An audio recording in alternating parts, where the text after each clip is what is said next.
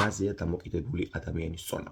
მარტივად რომ ახსნათ, წონის მომატება დამოკიდებული არის კალორიულ ბალანსზე. ანუ თუ უფრო მეტ კალორიას მივიღებთ, ვიდრე მოვინელებთ, გამოვიყენებთ, მაშინ წონაში მოვიმატებთ. და თუ უფრო მეტს გამოვიყენებთ, ვიდრე მივიღებთ, მაშინ პირიქით კალორიულ დეფიციტში ვიქნებით, რაც გამოიწვევს, რომ შევცვლიდეთ წონაში.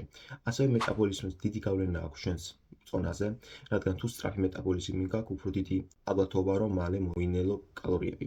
გენეტიკასაც დიდი გავლენა აქვს ჩვენს წონაზე, რადგან ზოგიერთ ადამიანს მიდრეკილება აქვს ან წონის მომატებისკენ, ან წონის დაკლებისკენ. ასევე უნდა გავუთვალისწინოთ, რომ კუნთები ბევრად მძიმე არიან ვიდრე ცხიმები, ანუ ზოგიერთი ადამიანი, თუნდაც ესნაირი წონი შეება რადიკალურად განსხვავდებოდნენ ერთმანეთისგან შეხედულებით. წონის დაკლებაში თუ ვართ დაინტერესებული, მაშინ უნდა გვახსოვდეს, რომ უნდა დავიცოთ სწორი კვება, ანუ უნდა შევამციროთ შაქრების და დამუშავებული საკვების რაოდენობის მიღება.